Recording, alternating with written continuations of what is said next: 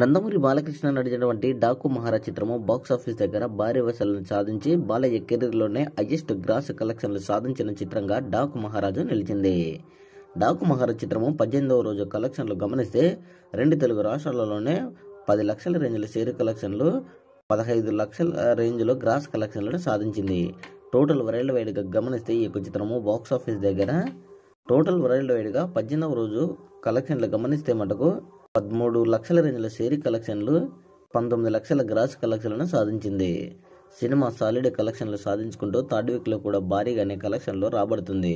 మొత్తానికి టోటల్గా ఈ యొక్క కలెక్షన్లు మనం గమనిస్తే మటుకు సీడెడ్లో 12 కోట్ల 60 లక్షలు, యూఏలో 11 కోట్లు, ఈస్ట్లో 7 కోట్లు, వెస్ట్లో 5 కోట్లన్నర, గుంటూరులో 8 కోట్లన్నర, కృష్ణాలో 5 కోట్లన్నర, నెల్లూరులో 3 కోట్ల 40 లక్షలు.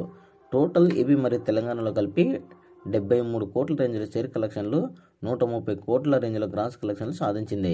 ఇక టోటల్ వరల్డ్ వైడ్గా ఈ యొక్క చిత్రము బాక్స్ ఆఫీస్ దగ్గర 90 కోట్ల రేంజ్లో షేర్ కలెక్షన్లు, 178 కోట్ల రేంజ్లో గ్రాస్ కలెక్షన్లు సాధించి బాలయ్య కెరీర్లోనే హైయెస్ట్ గ్రాస్ కలెక్షన్లు సాధించిన చిత్రంగా డాకు మహారాజు నిలిచింది.